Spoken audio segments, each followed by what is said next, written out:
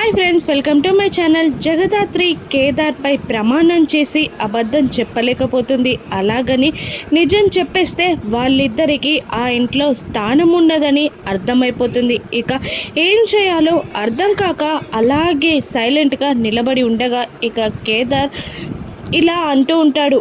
ఇక దాత్రి, నేను తాళి కట్టి పెళ్లి చేసుకున్న భార్య, నిండు నూరేళ్ళు కలిసుంటామని మేము ప్రమాణాలు చేసుకున్నాం. ఒట్టు వేసైనా వెయ్యకుండా అయినా ఒకే మాట చెప్తాం, మేము జీవిత కాలం కలిసే ఉంటామని మేము అగ్ని సాక్షిగా పెళ్లి చేసుకున్నాం అని కేదార్ అంటూ ఉంటాడు. ఇక కానీ వాళ్ళ మాటలు ఎవరు నమ్మరు. ఇక ఆ పెద్దావిడ ఇలా అంటూ ఉంటుంది, లేదు, మీరు అబద్ధం చెప్తున్నారు. ఆ రోజు గుళ్ళో కళ్యాణం కూడా జరిగింది. ఆ కళ్యాణాన్ని వీడియో తీసిన అబ్బాయి కూడా మాకు దగ్గరివాడే అని అంటూ ఉంటుంది ఆవిడ. ఇక కేదార్ దాత్రి ఇద్దరు రూమ్లో మాట్లాడుకుంటూ ఉంటారు.